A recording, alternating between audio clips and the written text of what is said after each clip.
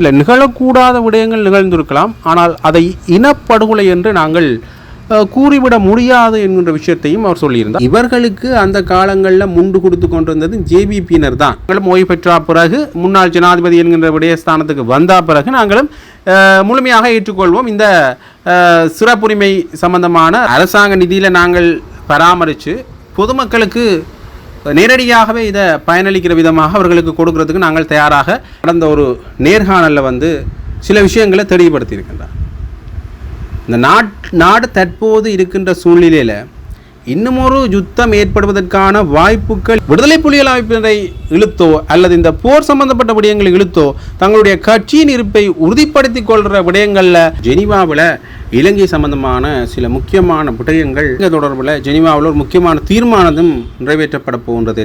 பிரித்தானிய ஐக்கியராஜ்யம் தலைமையிலான இலங்கை தொடர்பான முக்கிய குழுவும் தங்களுடைய ஆதரவை இந்த இலங்கை தொடர்பான இந்த தீர்மானத்துக்கு வழங்க தாயகத்தில் இடம்பெற சில நினைவேந்தல் நிகழ்வுகளை புலப்புற விதமாக இந்த கஜேந்திரன் மற்றும் கஜேந்திரகுமார் அவர்கள் மும்முரமாக ஈடுபட்டு வருகின்றார்கள். இவர்களுடைய பின்னணியில் இருக்கின்ற அரச புலனாய்வாளர்களை திருப்திப்படுத்துவதற்கு இந்த இடத்தை குழப்புவதற்காக எனக்கு தெரியும் ஏன் இவர்கள் இவ்வாறு செய்கிறார்கள் என்றால் நாளை போலீசார் இதை பயன்படுத்தி அவர்களுடன் கூட்டிணைந்து செயற்படுகின்ற என்பிபி தரப்பு இதை பயன்படுத்தி நாளை நீதிமன்றத்தினுடைய உத்தரவை கூட எடுத்து இந்த அரசாங்க தரப்பு தன்னுடைய படைத்தரப்பை ஏவி இவ்வாறு குழப்பங்களை இந்த நிகழ்வுகளை இல்லாமல் செய்வதன் ஊடாக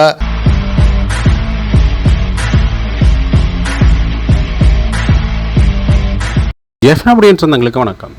இந்த காணொலியில் பல விஷயங்கள் தொடர்பாக அலசி ஆராயப்படும். அதில் குறிப்பாக இந்த பிரதி அமைச்சர் சொன்ன விஷயம் தொடர்பாக ஒரு எதிர்ப்பொண்டு வலுத்திருக்கின்றது.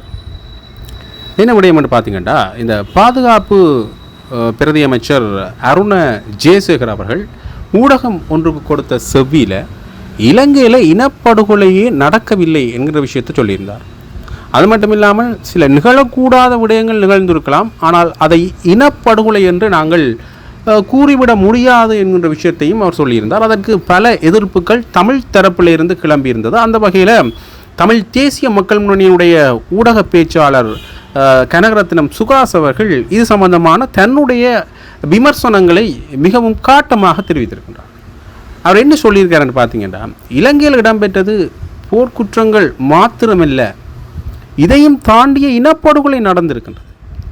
சிங்கள பேரினவாத அரசானது இலங்கை சுதந்திரம் அடைந்த பின்னர் தமிழினத்தை திட்டமிட்ட வகையில் அழித்து கொண்டுதான் இருக்கின்றது. அதன் மிகப்பெரிய பரிணாமம் தான் இனப்படுகொலை. ஆகவே இதை நாங்கள் இன அழிப்பு அல்லது இனப்படுகொலை என்று சொல்லிக்கொள்கிறோம். ஆகவே அந்த வகையில் இந்த விஷயங்களை அறியாதவராக இவர் இந்த விஷயத்தை சொல்லலை. இந்த விஷயம் பற்றி இவருக்கு என்ன நடந்தது தெரியும். ஏன் இவர்கள் இந்த விஷயத்தை மறுக்கின்றார்கள் என்றால், முன்னைய காலகட்டங்களில் இந்த இனப்படுகொலைகளின் பங்காளிகளாக இருந்தது வெறுமனே சுதந்திர கட்சியோ ஐக்கிய தேசிய கட்சியோ இல்லை. இவர்களுக்கு அந்த காலங்களில் முண்டு கொடுத்து கொண்டிருந்தது ஜேவிபியினர் தான். அந்த அடிப்படையில் தான் ஜேவிபியினர் இப்படியான கருத்துக்களை கூறிக்கொண்டிருக்கின்றார்கள் என்று நான் நினைக்கிறேன். உண்மையிலேயே இந்த ஜனதா விமுக்தி பெரமுன இதற்கு பதில் சொல்ல வேண்டும். இந்த பிரதி அமைச்சர் சொன்ன விஷயத்துக்கு பதில் சொல்ல வேண்டும். உண்மையிலேயே ஜேவிபியினர் இந்த இனப்படுகொலைக்கு பிரதான காரணமாக இல்லாவிட்டாலும் கூட அந்த காலகட்டங்களில் இவர் அதற்கான ஒரு முண்டை கொடுத்திருக்கின்றார்கள். சந்திரிகா ஜனாதிபதியாக இருந்த காலத்தில் கூட, இந்த மஹிந்த ராஜபக்ச ஜனாதிபதியாக இருந்த காலத்தில் கூட இப்படியான விஷயங்கள் நடந்திருக்கின்றது. அவர்களை பலப்படுத்துவதற்கு ஜேவிபி தன்னுடைய ஆதரவை தெரிவித்திருந்தது. ஆகவே அந்த ஆட்சியாளர்களுடைய பங்காளிகளாக இருந்து இனப்படுகொலைக்கான விஷயங்களை செய்ததும் அவர்கள் தான். ஆகவே இந்த இனப்படுகொலைக்கு ஜேவிபியினரும் பொறுப்பு கூற வேண்டிய ஒரு இடத்துல தான் இருக்கின்றார்கள். பிரதி அமைச்சருடைய கருத்தை நாங்கள் வன்மையாக கண்டிக்கின்றோம். இலங்கையில் நடைபெற்றது போர்க்குற்றத்தையும் தாண்டிய இனப்படுகொலை. இதற்கு முற்றுமுழுதான சர்வதேச விசாரணை தான் தீர்வாக அமைய முடியும் என்கின்ற விடயப்பொருளில் கனகரத்னம் சுஹாஸ் அவர்கள் தன்னுடைய விமர்சனங்களை இதற்கு மிகவும் பலமாகவே தெரிவித்திருக்கின்றார்கள் தான் சொல்ல வேண்டும். உண்மையிலேயே இந்த விடயம் அந்த பிரதி அமைச்சர் சொன்ன பிறகு, இது தமிழ்படுத்தப்பட்ட விடயங்கள் ஊடகங்களில் வந்த பிறகு உண்மையிலேயே தமிழ் தரப்பிலிருந்து பலமான எதிர்ப்புகள் கிளம்பியிருந்தன. வெளிநாடுகளில் இருக்கிற புலம்பெயர் தமிழர்கள் கூட இதற்கான எதிர்ப்புகளை தெரிவித்திருந்தார்கள் என்றுதான் சொல்ல வேண்டும். முன்னை நாள் ஜனாதிபதிகளுடைய இந்த சிறப்புரிமைகள் நீக்கப்படுதல் என்ற சட்டம் பாராளுமன்றத்தில் பெரும்பான்மை வாக்குகளால் நிறைவேற்றப்பட்டது எல்லாருக்குமே தெரியும். 150 வாக்குகளால் அது நிறைவேற்றப்பட்டது. அதைத் தொடர்ந்து மஹிந்த ராஜபக்ச அவர்கள் அவருடைய இல்லத்திலிருந்து வெளியேறியிருந்தார். இது உண்மையிலேயே ஒரு மிகப்பெரிய பேசுபொருளாக மாறியிருந்தது. மஹிந்த ராஜபக்ச அல்லது பொதுஜன பெரமுனவினுடைய ஆதரவாளர்கள் தங்களுடைய எதிர்ப்புகளை தொடர்ந்தும் தெரிவித்த வண்ணமே இருந்தார்கள். அந்த வகையில் இன்னொரு பக்கத்தால் ஒரு கேள்வி எழுந்திருந்த பார்த்தீங்கன்னா, இந்த விடயம் இனிவருங்காலங்களில் அன்ரோமா அரசநாயக் அவர்கள் ஓய்வு பெற்ற பின்னர் அவரும் முன்னாள் ஜனாதிபதி என்கின்ற விடயப்பொருளுக்கு வந்த பிறகு அவருக்கும் இந்த விஷயம் ஒரு பலத்த அவருக்கான ஒரு சரிவை ஏற்படுத்தும் என்கின்ற விமர்சனங்கள் முன்வைக்கப்பட்டன. அது தொடர்பாக பலரும் தங்களுடைய கருத்துக்களை தெரிவித்த வண்ணமே இருந்தார்கள். இதை முற்றிலுமாக தேசிய மக்கள் சக்தி நிராகரித்திருந்தது. நாங்கள் இதனை ஏற்றுக்கொண்டுதான் இந்த விடயங்களை செய்திருந்தோம். நாங்களும் ஓய்வு பெற்ற பிறகு முன்னாள் ஜனாதிபதி என்கின்ற விடயஸ்தானத்துக்கு வந்த பிறகு நாங்களும் முழுமையாக ஏற்றுக்கொள்வோம் இந்த சிறப்புரிமை சம்பந்தமான ரத்தை. ஆகவே நாங்களும் இந்த சிறப்புரிமைகளை அனுபவிக்கிறதுக்கு தயாராக இல்லை என்கின்ற விடயப்பொருளில் தேசிய மக்கள் சக்தி தன்னுடைய கருத்தியலை கூறிக்கொண்டே இருந்தது. அந்த வகையில் இது சம்பந்தமாக முக்கியமான கருத்தியல் ஒன்றை ஜார் தெரிவித்திருக்கிறார் என்று பார்த்தீங்கன்னா, பிரதி அமைச்சர் நாமல் கருணாரத்ன அவர் ஜனாதிபதி அன்ரோமா அரசநாயக்க ஓய்வு பெற்ற பிறகும் ஒரு நொடி கூட இந்த ஜனாதிபதிகளுடைய வசதிகளை பயன்படுத்தாமல் அனைத்து வசதிகளையும் விட்டு கொடுக்க தயாராக இருப்பதாக தெரிவித்திருக்கின்றார். இந்த முடிவுண்ட விளைவாகத்தான், அதாவது ஜனாதிபதி அன்ரோமா அரசநாயக்க இந்த தன்னுடைய வசதிகளை திறப்பார் என்கின்ற முடிவுன்ற விளைவாகத்தான் முன்னாள் ஜனாதிபதிகளும் அனைத்தையும் விட்டுக் கொடுக்க வேண்டிய ஒரு நிர்பந்தத்துக்கு அவர்கள் தள்ளப்பட்டிருக்கின்றார்கள். நாங்கள் ஏற்கனவே இது சம்பந்தமாக விவாதித்திருக்கின்றோம் என்ற விடய பொருளை அவர் பேசியிருக்கிறார். முன்னாள் ஜனாதிபதிகளின் சிறப்புரிமைகளை ரத்து செய்யும் சட்ட மூலத்தை நிறைவேற்றியதன் மூலம் அனைத்து வசதிகளையும் விட்டுக் கொடுக்கும் தன்னுடைய முடிவை ஜனாதிபதி எடுத்து காட்டியிருக்கின்றார். அதை கிட்டத்தட்ட அவர் சொல்கிற கருத்தின்படி பார்த்தீங்கன்னா, மறைமுகமாக நாங்களும் இதற்கு தயாராக இருக்கின்றபடியால் தான் இந்த விஷயத்தை செஞ்சோம் என்கிற விஷயத்தை யார் சொல்லியிருக்கிறார் பார்த்தீங்கன்னா, பிரதி அமைச்சர் நாமல் அவர்கள் தெரிவித்திருக்கிறார். ஆகவே இந்த விடயப்பொருள் ஒரு பேசுபொருளாக மாறியிருந்தது எல்லாருக்கும் தெரியும். இது மஹிந்த ராஜபக்சவனுடைய வீட்டை விட்டு அவர் வெளியேறின பிறகு இது ஒரு பலத்த எதிர்ப்பலைகளை பொதுஜன பெரமுனவுடன் ஏற்படுத்தினதில் இருந்து இது ஒரு பேசுபொருளாக மாறியிருந்தது. ஆகவே அதற்கான எதிர்ப்பலைகளுக்கு பதிலளிக்கும் முகமாகத்தான் இது வந்திருந்தது. குறிப்பாக இது வெறுமனே இவர் வெளியேறின பிறகுதான் ஏற்படுத்தலை, வெளியேற வேணும் என்று சொன்னதிலிருந்தே எதிர்ப்பலைகளை கிளம்பியிருந்தது. அவர் வெளியேற போறார் என்ற தகவல் கிட்டின பிறகு அவருடைய வீட்டு வாசலில் வைத்து பொதுஜன பெரமுன ஆதரவாளர்கள் தங்களுடைய கண்ணீர் காணிக்கைகளை செலுத்தியிருந்தார்கள் என்று தான் சொல்ல வேண்டும். அதற்கு பிறகான காலகட்டத்திலேயும் இப்படியான சம்பவங்கள் நடைபெற்றிருந்தன. இதற்கு பதிலளிக்கும் முகமாக தேசிய மக்கள் சக்தி இந்த விடயத்தை தெரிவித்திருக்கின்றது. அடுத்ததாக ஒரு முக்கியமான விஷயம், இந்த ஜனாதிபதி மாளிகைகளை எவ்வாறு பயன்படுத்துவது என்பது தொடர்பான ஒரு கேள்வி அல்லது குழப்பநிலை மக்கள் மத்தியில் இருக்குது. இந்த அரசாங்கம் அது தொடர்பான தெளிவுபடுத்தல்களையும் கொடுத்து கொண்டு தான் இருக்கின்றன. உண்மையில் இந்த கீரிமலை சம்பந்தப்பட்ட விடயத்திலையும் கூட இதை ஜாழ்ப்பாண பல்கலைக்கழகத்துக்கு வழங்குவது என்கின்ற ஒரு முடிவு எடுக்கப்பட்டது. அது பிறகு ஏதோ ஒரு வகையில் அது சம்பந்தமான ஒரு குழப்ப நிலை ஒன்று தோன்றியிருந்தது. அந்த வகையில் இது சம்பந்தமாக பேசுகின்ற பொழுது பாதுகாப்பு அமைச்சர், பொதுமக்கள் பாதுகாப்பு அமைச்சர் ஆனந்த விஜயபால் அவர்கள் இந்த முன்னாள் ஜனாதிபதிகளிடமிருந்து மீண்டும் கையகப்பட்டிருந்த இந்த உத்தியோகபூர்வ இல்லங்களை அரசாங்க அலுவலகங்களாகவோ அல்லது வருவாய் தரக்கூடிய ஏதாவது ஒரு நிறுவனங்களாகவோ அல்லது வருவாய் தரக்கூடிய நோக்கங்களுக்காகவோ பயன்படுத்த அரசாங்கம் முடிவு செய்திருக்கின்ற விஷயத்தை சொல்லியிருக்கின்றார். உண்மையிலேயே இந்த கட்டணங்கள் பொருளாதார ரீதியாக நன்மை பயக்கிற விதத்தில் இருந்தால் தான் மக்களுக்கு இது ஒரு நல்ல விடயமாக அமையும் என்று நிதியமைச்சு சம்பந்தமான முடிவினை தெரிவித்திருக்கின்றது என்று அவர் சொல்லியிருக்கின்றார். இந்த விஷயங்களை அரசாங்க நிதியில் நாங்கள் பராமரித்து பொதுமக்களுக்கு நேரடியாகவே இதை பயனளிக்கிற விதமாக அவர்களுக்கு கொடுக்கறதுக்கு நாங்கள் தயாராக இருக்கின்றோம். இந்த ஜனாதிபதி மாளிகைகள் முன்னர் ஒரு குடும்பத்திற்கு மட்டுமான ஒரு விடயப் பொருளாகத்தான் இருந்தது. ஒரு குடும்பத்தினர் தான் இதில் வருகின்ற வருமானத்தையும் வருவாய்களையும் இதன் மூலம் பயனடையக்கூடியவர்களாகவும் இருந்திருந்தார்.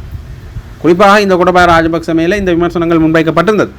ஆகவே அவர் சொல்கின்ற பொழுது இந்த விஷயத்தை சொல்லியிருந்தார், யாரையும் சுட்டி காட்டாமல் இந்த ஒரு தனி நபருக்கு அல்லது தனி நபர் சார்ந்த குடும்பத்துக்கு இது பயனளித்திருந்தது. இப்போ இது பொதுமக்களுக்கு பயனளிக்கும் என்று சொல்லியிருக்கிறார். ஆகவே இவர்கள் தொடர்ந்துமே இந்த விஷயங்களை சொல்கின்றார்களே தவிர எதற்கு பயன்படுத்த போகின்றார்கள் என்கின்ற ஒரு தெளிவான திட்டமிடலை அமைத்திருக்கின்றார்களா என்கின்ற ஒரு கேள்வி எழுகின்றது. உண்மையிலேயே இந்த திட்டமிடல் அமைத்தா இது நேரடியாகவே மக்களுக்கு வருவாய் கிட்டக்கூடிய பல வழிவுகளை செய்ய முடியும். அதற்கு இவர்கள் என்ன செய்ய போகின்றார்கள்? வெறுமனே மக்களுக்கு வருவாய் ஈட்டக்கூடிய மாதிரியோ அல்லது மக்களுக்கு நன்மை பயக்கக்கூடிய மாதிரியோ என்று பேச்சளவில் சொல்கின்றார்களே தவிர அது என்ன விடயம் என்கின்றதை வெளிக்காட்டுறதுல இவர்கள் மத்தியிலேயும் ஒரு சிக்கல் நிலைமை இருக்குதா என்கின்ற கேள்விதான் எழுகின்றது. என்றால் யாழ்ப்பாண பல்கலைக்கழக வழங்குறதுக்கு தீர்மானித்திருந்தார்கள், அதிலேயும் ஒரு சிக்கல் நிலை தோன்றினது என்ற விடயத்தை சொல்லியிருந்தார்கள். ஆகவே இதை என்ன செய்ய போகின்றார்கள் என்கின்ற கேள்வி இப்போ வரைக்குமே இருக்கின்ற ஒரு கேள்வியாகத்தான் இருக்கின்றது. அடுத்ததாக இந்த மஹிந்த ராஜபக்ச அடிக்கடி தான் சார்ந்த விடயங்களை மறைமுகமாக அல்லது தன்னுடைய கட்சியினுடைய ஒரு பிரச்சாரமாக சில விஷயங்களை சொல்கிறத வளமையாகவே வைத்து கொண்டிருக்கின்றார். அதற்கு இந்த தேசிய மக்கள் சக்தியை, அதாவது ஆளும் கட்சி என்று சொல்லப்படுகின்ற கட்சிகளை விமர்சிக்கின்ற ஒரு பாங்கும் இவர்கிட்ட இருக்கிறத பார்க்கக்கூடிய மாதிரி இருந்தது. இருந்தாலும் அதை நாசுக்காகவோ அல்லது மறைமுகமாகவோ விமர்சிப்பார். அந்த நிலையில் போர் வெற்றி நாயகன், போர் வெற்றி வீரன் என்று பொதுஜன பெரமுன ஆதரவாளர்களால் தொடர்ந்தும் பேசப்படுகின்ற இந்த மஹிந்த ராஜபக்ச நேரடியாகவே தன்னுடைய வாழ்த்துப்பாக்களை சில நேரம் பாடுவது வழமை. அதில் குறிப்பாக அண்மையில் நடந்த ஒரு நேர்காணலில் சில விஷயங்களை தெளிவுபடுத்தியிருக்கின்றார். இந்த நாடு தற்போது இருக்கின்ற சூழ்நிலையில் இன்னும் ஒரு யுத்தம் ஏற்படுவதற்கான வாய்ப்புகள் இல்லை, ஆனால் எதுவும் நடக்கலாம். எதுவும் நடக்கக்கூடிய ஒரு சூழ்நிலையில் தான் இந்த நாடு இருக்கின்றது என்கின்ற விடைய பொருளை கூறினாரோ இன்னும் தெரியவில்லை. ஆனால் இந்த விஷயத்தை தெளிவாக சொல்லியிருக்கிறார். அது மட்டும் இல்லாமல் போரை, அதாவது யுத்தத்தை முடிவுக்கு கொண்டு வந்தது எண்ணி நான் இப்போ கூட மகிழ்ச்சியாக தான் இருக்கிறேன். ஆனால் அதை வெறுமனே நான் என்னுடைய வெற்றியாக கொண்டாடவில்லை, அதை என்னுடைய அதிர்ஷ்டமாகத்தான் நான் பார்க்கிறேன். என்னுடன் கூட இருந்த அமைச்சர்களும் இராணுவ தளபதிகளும் சிறப்பானவராக இருந்ததால் தான் இந்த போரை வெற்றி கொள்ள முடிந்தது. தற்போதைய சூழ்நிலையில் இன்னும் ஒரு யுத்தம் ஏற்பட வாய்ப்பில்லை, ஆனால் எதிர்காலத்தில் இன்னும் நடக்கலாம் என்று சொல்லியிருக்கிறார். உண்மையிலேயே இந்த யுத்தம் வெற்றிக்கு வந்ததற்கான பிரதான காரணம் வெறுமனே இலங்கை அரசாங்கம் என்கின்ற விடைய பொருளை மட்டும் கொண்டு சென்று விட முடியாது. சர்வதேசத்தின் ஏதோ ஒரு ஆதரவு இந்த அரசாங்கத்துக்கு இருந்ததால் தான் இந்த யுத்தத்தை இவர்கள் முடிவுக்கு கொண்டு வந்திருந்தார். இருந்தாலும் கூட இலங்கையில் வெற்றி வீரர் என்று பேசப்படுறது யாருன்னு பார்த்தீங்கன்னா மஹிந்த ராஜபக்ச தான். வெறுமனே ஏதாவது ஒரு விடயங்கள் வருகின்ற பொழுது விடுதலை புலிகள் அமைப்பினரை இழுத்தோ அல்லது இந்த போர் சம்பந்தப்பட்ட விடயங்களை இழுத்தோ தங்களுடைய கட்சியின் இருப்பை உறுதிப்படுத்திக் கொள்கிற விடயங்களில் அடிக்கடி ஈடுபட்டு அல்லது அடிக்கடி அது தொடர்பான கருத்தியல்களை இவர்கள் மேற்கொண்டு வருவார்கள். அந்த வகையில் இதுவும் அந்த பாணியில் தான் இருக்கின்றதா என்ற விஷயத்தையும் நாங்கள் பார்க்க வேண்டியிருக்கின்றது. மட்டுமில்லாமல் வளமையாகவே இந்த பொதுஜன பெரமுன ஆதரவாளர் இருக்கிற சஞ்சீவ எதிரி மாமன்னை சில விஷயங்களை மஹிந்த ராஜபக்ச ஆதரவு நிலைப்பாடுகளாக தெரிவித்து கொண்டே இருப்பார். அதில் மஹிந்த ராஜபக்ச அவர்கள் மீண்டும் கொழும்புக்கு திரும்புவார் என்கிற விஷயத்தை சொல்லியிருக்கின்றார். இந்த முன்னாள் ஜனாதிபதிகளின் ஓய்வு வாழ்க்கைக்கான அனைத்து வசதிகளையும் வழங்குவது அரசின் ஒரு பகுதியாகத்தான் இப்போ வரைக்குமே இருக்குது. மஹிந்த ராஜபக்சவுக்கு சரியான மதிப்பை வழங்க இந்த அரசாங்கம் தயாராக இல்லை. ஆனால் மீண்டும் இந்த வசதி வாய்ப்புகள் வந்தவுடன் அவர் கொழும்புக்கு திரும்புவார் என்கிற விஷயத்தை தெரிவித்திருக்கின்றார். உண்மையிலேயே இது ஏதோ ஒரு வகையில் பொதுஜன பெரமுன ஆதரவாக பரப்பப்படுகின்ற ஒரு செய்தியாகவோ அல்லது அவர்களுடைய ஆதரவு நிலைப்பாடாக அல்லது அவருடைய கருத்திலாகவோ இருக்கலாம். ஆனால் இந்த அரசாங்கம் வெளிப்படையாகவே இந்த விடயங்களை செய்து வருகின்ற பொழுது இனி வருங்காலங்களில் இந்த வசதிகளை மீண்டும் வழங்குவார்களா என்கின்ற கேள்வி எழுகின்றது. அப்படி ரணில் விக்ரமசிங்கே கொழும்புக்கு திரும்பினாலும் கூட அவருடைய விஜயராம மாவட்டத்தில் இருக்கிற அந்த வீட்டில், குறிப்பிட்ட முன்னர் இருந்த அந்த வீட்டில் மீண்டும் போய் இருக்க முடியுமா என்கின்ற கேள்வியும் எழுந்திருக்கின்றது. தொடர்ந்து பார்க்கலாம் இது தொடர்பான விஷயங்களில் என்னென்ன மாற்றங்கள் நடக்கின்றது என்பதனை. அடுத்ததாக இன்னொரு முக்கியமான விடயம் தொடர்பாக பார்ப்போம் என்று பார்த்தீங்கன்னா, இந்த ஜெனீவாவில் இலங்கை சம்பந்தமான சில முக்கியமான விடயங்கள் நிகழ்வதற்கான வாய்ப்புகள் இருக்கின்றது என்கின்ற தகவல்கள் வெளிவந்திருக்கு. குறிப்பாக இலங்கை தொடர்பில் ஜெனீவாவில் ஒரு முக்கியமான தீர்மானமும் நிறைவேற்றப்பட போகின்றது என்கின்ற தகவல்களும் வெளிவரும். இன்னுமே 2 வார காலப்பகுதிக்கு இந்த தீர்மானம் நிறைவேற்றப்படும் என்றும் எதிர்பார்க்கப்படுகின்றது. இதில் இந்த பிரித்தானிய ஐக்கியராச்சியம் தலைமையிலான இலங்கை தொடர்பான முக்கிய குழுவும் தங்களுடைய ஆதரவை இந்த இலங்கை தொடர்பான இந்த தீர்மானத்துக்கு வழங்கும். இதில் இலங்கையில் இடம்பெற்ற போர் குற்றங்கள் சம்பந்தமான இந்த பொறுப்பு கூறல்கள் சம்பந்தமான சில விஷயங்கள் இதில் உள்ளடக்கப்படும் என்கிற விஷயங்கள் முன்வைக்கப்படுகின்றது. அது மட்டும் இல்லாமல் இந்த மனித உரிமை மீறல்களுக்கான பொறுப்பு கூறல்களை எந்த செயல்முறைகளின் அடிப்படையில் செய்யணும் என்கின்ற விடயங்களையும் இவர்கள் வலியுறுத்த இருக்கின்றார்கள் என்ற தகவலும் வந்திருக்கின்றது. இதில் வந்து இந்த செம்மணி மனித புதைகுழி சம்பந்தமான விஷயங்கள் உங்களுக்கு ஏற்கனவே தெரியும். அதில் வந்து குறிப்பாக அது மட்டுமே இல்லை, பல மனித புதைகுழிகள் இலங்கையில் தோன்றி பின்னர் மறைந்திருக்கின்றன. அது எல்லாருக்குமே தெரிஞ்ச விஷயம். அந்த வகையில் இந்த மனித புதைகுழி ஆய்வுகளை சர்வதேச தரநிலைகளுக்கு ஏற்ப நடத்துவதற்கு போதுமான நிதி, மனித மற்றும் தொழில்நுட்ப வளங்கள் தொடர்பில் சர்வதேச உதவியை நாடுறதுக்கு இந்த தீர்மானம் இலங்கையை வலியுறுத்தும் என்கின்ற தகவல்களும் வெளியாக இருக்கின்றன. உண்மையிலேயே இந்த ஜெனீவா தீர்மானம் மக்களால் எதிர்பார்க்கப்படுகின்ற, குறிப்பாக தமிழ் மக்களால் எதிர்பார்க்கப்படுகின்ற ஒரு விடயமாக மாறி இருக்கின்றது. மிக பிரதானமான சில அழுத்தங்கள் இந்த இலங்கை அரசாங்கத்துக்கு கொடுக்கப்படும் என்கின்ற தகவல்களும் வெளியாக இருக்கின்றது. ஆகவே தொடர்ந்து பார்க்கலாம் இந்த அரசாங்கம் சம்பந்தப்பட்ட நிலைப்பாட்டில் என்ன விடயங்களை ஜெனீவா நிறைவேற்றப் போகின்றது என்பதனை. அடுத்ததாக இன்னொரு முக்கியமான விஷயம் தொடர்பாக பார்க்கணும் பார்த்தீங்கன்னா, யாழ் மாநகர சபையினுடைய முன்னைய நாள் முதல்வர் சட்டத்தரணி மணிவண்ணன் அவர்கள் ஒரு குற்றச்சாட்டினை முன்வைத்திருக்கின்றார். யார் மேல் என்று பார்த்தீங்கன்னா, தமிழ் தேசிய மக்கள் முன்னணியினுடைய தலைவர் கஜேந்திரகுமார் பொன்னம்பலம் மற்றும் அதனுடைய செயலாளர் கஜேந்திரன் அவர்கள் மேலே சில விமர்சனங்களை முன்வைத்திருக்கின்றார். இந்த தாயகத்தில் இடம்பெற சில நினைவேந்தல் நிகழ்வுகளை குழப்புற விதமாக இந்த கஜேந்திரன் மற்றும் கஜேந்திரகுமார் அவர்கள் மும்முரமாக ஈடுபட்டு வருகின்றார்கள். இவர்கள் தமிழ் மக்களுடைய உணர்வுகளை மதிக்கவில்லை, மாறாக இவர்களுடைய எஜமானர்களுக்கு வேலை செய்கின்ற ஒரு சேவர்களாக மட்டுமே இருக்கின்றார்கள். அதனால தான் இந்த தியாதீபம் திலீபன் அவர்களுடைய நினைவேந்தல் நிகழ்வுகள், அது சம்பந்தமான விஷயங்கள் வருகின்ற பொழுதும் இந்த குழப்ப நிகழ்வுகளை குழப்பம் விளைவிக்கிறதான மாதிரியான செயற்பாடுகளில் ஈடுபடுவது போன்ற விடயங்களை இவர்கள் செய்கின்றார்கள் என்கிற பொருள்பட மணிவண்ணன் அவர்கள் பேசியிருந்தார். அது தொடர்பான காணொலியை நான் அதோடு நினைக்கிறேன், பார்த்துக்கொள்ளும். இந்த விடயம் தொடர்பாக தமிழ் தேசிய மக்கள் முன்னணி சைக்கிள் கும்பல் இவ்வாறு குழப்பங்களை விளைவிக்கின்ற நிலைமை தொடர்பில் நாங்கள் யாழ்ப்பாணம் மாநகர சபைக்கும் எடுத்து சொல்லியிருக்கின்றோம். நாங்கள் வழமையாக இந்த இடத்திலே தொடர்ச்சியாக முன்பதிவு செய்து நிகழ்வுகளை செய்து வருவது எல்லோருக்கும் தெரியும். எங்களுடைய நிகழ்வுகள் மிகவும் உணர்வு பூர்வமாக எந்தவித குழப்பங்களுமின்றி கடந்த காலங்களிலே மிக அமைதியாக நடைபெற்று வந்தது. உங்கள் எல்லோருக்கும் தெரியும், மாவீரர் தினமாக இருக்கலாம், திலீபன் அண்ணாவினுடைய நினைவு தினமாக இருக்கலாம், மிக உணர்வு பூர்வமாக எழுச்சி பூர்வமாக அமைதியாக நடைபெற்று வந்தது. வேண்டுமென்றே திரு கஜேந்திரகுமார் பொன்னம்பலம் அவர்களுடைய குழு இந்த குழப்பங்களில் ஈடுபடுகின்றது என்பதுதான் என்னுடைய குற்றச்சாட்டாக இருக்கிறது. அவர்கள் என்னை பொறுத்த மட்டிலே நான் மீண்டும் மீண்டும் சொல்லுகின்ற ஒரு விடயம், அவர்கள் அரசாங்க தரப்போடு இணைந்து இந்த நினைவேந்தல்களை நீர்த்து போகச் செய்கின்ற அல்லது குழப்புகின்ற மிக மோசமான நடவடிக்கைகளிலே காலாகாலமாக ஈடுபட்டு வருகிறார்கள். அதனுடைய தொடர்ச்சியாகத்தான் மிக அமைதியாக கடந்த பல ஆண்டுகளாக எங்களாலே செய்யப்பட்டு வந்த இடத்திலே வேண்டுமென்றே அதை குழப்புகின்ற விதமாக அந்த இடங்களை முன்பதிவு செய்து அவர்களும் செய்யப்போவதில்லை. எங்களுடைய நிகழ்வுகள், எங்களுடைய அந்த உணர்வுபூர்வமான ஆவணப்படுத்தல்கள் இல்லாமல் செய்யப்பட வேண்டும் என்பதற்காக, அது மக்கள் மத்தியிலே கடத்தப்படக்கூடாது என்பதற்காக வேண்டுமென்றே அவர்களிடம் எத்தகைய ஆவணங்களும் இல்லை, அவர்களிடம் எத்தகைய வரலாறுகளும் இல்லை. ஆனால் இந்த இடத்தை முன்பதிவு செய்து எங்களுடைய நிகழ்வை குழப்ப வேண்டுமென்ற ஒரு காரணத்துக்காக இதை செய்திருக்கிறார்கள். அதே நேரம் மாநகர சபையோடு நாங்கள் பேச்சுவார்த்தை நடத்துகின்ற பொழுது அவர்கள் மாநகர சபைக்கு சொல்லியிருக்கிறார்கள், தங்களுக்கு தராவிட்டால் 2 தரப்புக்கும் கொடுக்க வேண்டாம் என்ற விடயத்தையும் அவர்களுக்கு சொல்லியிருக்கிறார்கள். நாளைய தினம் மாநகர சபை யாருக்கு வழங்குவது அல்லது இருதரப்புக்குமே வழங்காமல் அந்த இடத்தை வெறுமையாக வைத்திருப்பது என்கின்ற முடிவை நாளைய தினம் தாங்கள் எடுத்து சொல்வதாக எங்களுக்கு சொல்லியிருக்கிறார்கள்.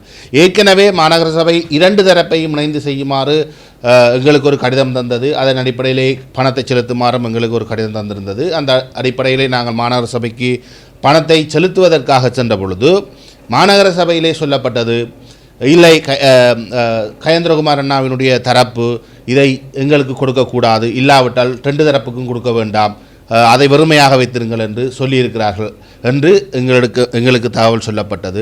அதை தாங்கள் சுமூகமாக தீர்க்க வேண்டும் என்று தாங்கள் முயற்சிப்பதாகவும் மாநகர சபையாலே எங்களுக்கு சொல்லப்பட்டிருக்கிறது. ஆனால் இந்த நிமிடம் வரை, நாளைக்கு திலீபன் அண்ணாவினுடைய நினைவு தினம் ஆரம்பமாகிறது. உங்கள் எல்லோருக்கும் தெரியும், திரிவண்ணாவினுடைய நினைவு தினம் ஆரம்பமாகின்ற வேளையிலே நாங்கள் அந்த இடத்திலே ஆவண காப்பகத்தை செய்வதும் அந்த ஆவண காப்பகத்தை பார்த்து பலர் வரலாற்றை தெரிந்து கொள்வதும் திரிவண்ணாவுடைய கடந்த காலங்களை அறிந்து கொள்வதும் வளமையாக இருக்கின்ற ஒரு செயற்பாடு என்பது உங்கள் எல்லோருக்கும் தெரியும். அதை வெற்றிகரமாக குழப்புகின்ற முனைப்பிலே அரசாங்க தரப்போடு இயங்குகின்ற இந்த கயேந்திரகுமார் பொன்னம்பலம் அவர்களுடைய சைக்கிள் தரப்பு ஈடுபட்டு வருகிறது. உங்கள் எல்லோருக்கும் தெரியும், இன்று அவர்கள் கொள்கை கூட்டன்று யாரோடு இணைந்திருக்கிறார்கள். இந்த கூட்டாக அவர்கள் இணைந்திருக்கின்ற NPP தரப்பாக இருக்கலாம் அல்லது முன்னாள் ஆயுத குழுக்களாக இருக்கலாம். எல்லோரும் இந்த கயேந்திரகுமார் அண்ணாவுடன் இணைந்திருக்கிற இந்த கூட்டுத்தரப்புகள் தமிழ் மக்களுடைய உணர்வுகளை எப்பொழுதும் பிரதிபலித்தவர்கள் அல்ல.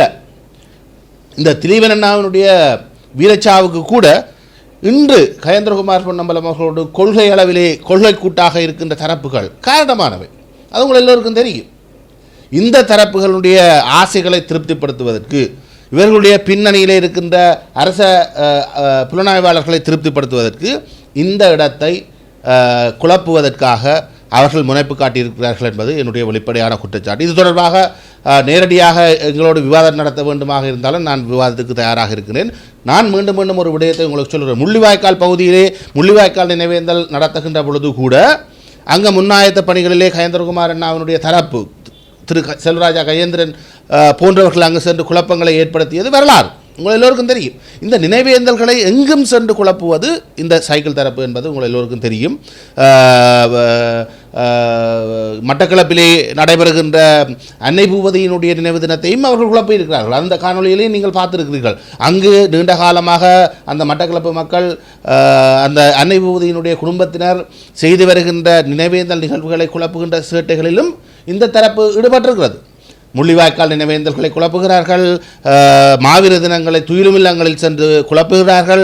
எல்லா காணொலிகளையும் நாங்கள் கடந்த காலங்களில் பார்த்துருக்கோம். இந்த தரப்பு இந்த மண்ணிலிருந்து அகற்றப்பட வேண்டிய மிக பேராபத்தான ஒரு தரப்பாக இன்று உருமாறி இருக்கிறது. இந்த தரப்பு நிச்சயமாக இந்த மாவீர தின நிகழ்வுகளையும் அல்லது திலீபன் அண்ணாவினுடைய நினைவேந்தல்களையும் குழப்புகின்ற வேலை திட்டங்களிலே ஈடுபட்டால் அதுக்கு கடுமையான பதிலடியை நாங்கள் கொடுப்பதற்கும் தயங்கப் போவதில்லை. ஆனால் இந்த இடத்திலே நாங்கள் ஏற்கனவே ஒரு கடிதம் அனுப்பியிருக்கிறோம். மிக தாழ்மையாக தயவு செய்து நீங்கள் உங்களுடைய குளறுபடிகளை, இந்த நிகழ்வுகளை குழப்புகின்ற செயற்பாடுகளை தயவு செய்து நிறுத்த வேண்டும் என்ற ஒரு கோரிக்கையை நாங்கள் விடுத்திருக்கிறோம். அதுக்கு சாதகமான பதில் வராவிட்டால் நாங்கள் அதுக்கான பதில் நடவடிக்கைகளை நாங்கள் எடுக்க வேண்டியிருக்கும். எனக்கு தெரியும் ஏன் இவர்கள் இவ்வாறு செய்கிறார்கள் என்றால், நாளை போலீஸார் இதை பயன்படுத்தி, அவர்களுடன் கூட்டிணைந்து செயற்படுகின்ற NPP தரப்பு இதை பயன்படுத்தி நாளை நீதிமன்றத்தினுடைய உத்தரவை கூட எடுத்து இந்த நிகழ்வுகளை தடை செய்வதற்கான வாய்ப்பு இருக்கிறது. அதற்கான முன்னாயத்த குழப்பங்களில் தான் இவர்கள் ஈடுபடுகின்றார்கள். திரு பார்த்திபன் அவர்கள் திரு பொன்மாஸ்டர் அவர்களுக்கு பல தடவை தொலைபேசியிலே தொடர்பு கொண்டிருக்கிறார். இந்த விடயம் தொடர்பில் கதைப்பதற்கு அவர் இதுவரை தொலைபேசிக்கு பதிலளிக்கவில்லை. நாங்கள் கொடுத்த கடிதம் தொடர்பில் கூட இதுவரை திரு கயேந்திரகுமார் பொன்னம்பலம் தரப்பு பதிலளிக்கவில்லை. அவர்கள் தங்களுடைய குடும்ப நலன்களையும் சொத்துக்களையும் பாதுகாப்பதற்காக தமிழ் மக்களுடைய உணர்வுகளை விளையாடுவது, அதில் அதை பகடைக்காக வைப்பது ஏற்புடையதல்ல என்பதை நான் மீண்டும் மீண்டும் வலியுறுத்தி சொல்லுகின்றேன். இந்த இடத்தில் மீண்டும் நாங்கள் கோரிக்கை விடுகிறோம். தயவு செய்து இந்த நினைவேந்தல் நிகழ்வுகளை நாங்கள் வளமை போன்று நடத்தியதை தயவு செய்து குழப்ப வேண்டாம். நீங்கள் தமிழ் மக்களாலே மன்னிக்கப்பட மாட்டீர்கள். உங்களுக்கு ஏற்கனவே கடவுளாலே பல தண்டனைகள் கொடுக்கப்பட்டிருக்கிறது. அதையும் நீங்கள் நினைவில் வைத்துக் கொள்ளுங்கள் என்பதையும் நாங்கள் இந்த சந்தர்ப்பத்திலே வலியுறுத்துகின்றோம். நான் 2022ஆம் ஆண்டு மாநகர சபையினுடைய முதல்வராக இருந்த பொழுது கூட உங்களுக்கு தெரியும், இந்த திலீபன் அண்ணாவினுடைய நினைவேந்தல் நிகழ்வை அனைத்து தரப்பும் ஒன்றிணைந்து செய்ய வேண்டும் என்று நான் ஒரு கோரிக்கையை விடுத்திருந்தேன். அந்த கோரிக்கையின் அடிப்படையிலே அனைத்து தரப்பும் ஒரு கூட்டாக ஒரு நினைவேந்தல் குழுவை நாங்கள் ஏற்பாடு செய்திருந்தோம். ஆனால் இந்த சைக்கிள் தரப்பு அந்த நினைவேந்தல் தரப்புகளுக்கு எதிராக கடுமையாக தூசண வார்த்தைகளால், அதிலே மதிப்புக்குரிய வணக்கத்துக்குரிய மதத்தலைவர்கள் இருந்தார்கள், அவர்களை கூட தூசண வார்த்தைகளால் பேசியிருந்தார்கள். அவர்களை கூட அந்த இடத்துக்குள் வரவிடாமல் பண்ணியிருந்தார்கள். அது உங்கள் எல்லோருக்கும் தெரியும். அதே போன்று பல்கலைக்கழக மாணவர்கள் பேரணியாக வந்த பல்கலைக்கழக மாணவர்களை கூட அவர்கள் கூடாத வார்த்தை பிரயோகங்களை செய்திருந்தார்கள், அவர்களை விரட்டியிருந்தார்கள். அது உங்களுக்கு தெரியும். பேருந்து இறுதி நாளிலே அந்த தீச்சட்டியை கூட தள்ளி விழுத்துகின்ற கேவலமான ஒரு அரசியலை இந்த சைக்கிள் கும்பல் செய்திருந்ததை நீங்கள் எல்லோரும் அறிந்திருக்கிறீர்கள். இவர்களுடைய நோக்கம் ஒன்றுதான். அரசாங்க தரப்பு தன்னுடைய படைத்தரப்பை ஏவி இவ்வாறு குழப்பங்களை இந்த நிகழ்வுகளை இல்லாமல் செய்வதன் ஊடாக தங்களுக்கு அபகீர்த்தியை பெற்றுக்கொள்ளாமல் தங்களுடைய எஜமானர்களை வைத்துக்கொண்டு தங்களுடைய எடுபிடிகளை வைத்துக்கொண்டு இந்த நிகழ்வுகளை குழப்புவதனூடாக தமிழ் மக்கள் தங்களுக்குள் அடிபடுகிறார்களே தவிர அரசாங்கம் இதிலே தலையிடவில்லை, அரசாங்கம் இந்த நினைவேந்தல்களை குழப்பவில்லை என்று தங்களுடைய வாள்களை கொண்டு தூண்டி குழப்பங்களை உருவாக்கி மக்களாகவே இந்த நினைவேந்தல்களுக்கு வரவிடாமல் போகாமல் போகின்ற இந்த நினைவேந்தல்களை நீத்து போகச் செய்கின்ற ஒரு இரகசிய திட்டத்தை இந்த அரசாங்கங்கள் மாறி வருகின்ற புலனாய்வு தரப்புகள், படைத்தரப்புகள், அரசாங்க தரப்புகள் கையாண்டு வருகின்றன. இன்று உங்களுக்கு தெரியும், இந்த சைக்கிள் கும்பல் பல முன்னாள் ஆயுத குழுக்களோடு இணைந்து என்பிபி அரசாங்கத்தோடு இணைந்து ஆட்சியிலே இருக்கிறது. உள்ளூராட்சி மன்றங்களில் அரசாங்க தரப்போடும் பழைய ஆயுத தரப்புகளோடும் இணைந்து ஆட்சியிலே இருக்கின்ற சைக்கிள் தரப்பு இதை இன்னும் வேகமாக செய்து தமிழ் மக்கள் தாங்களாகவே இந்த உணர்வு பூர்வம் மிக்க இந்த நினைவு நிகழ்வுகளை கைவிடுகின்ற கேவலமான ஒரு அரசியலை முன்னெடுக்கிறார்கள். இது தமிழினத்தினுடைய சாபக்கேடு.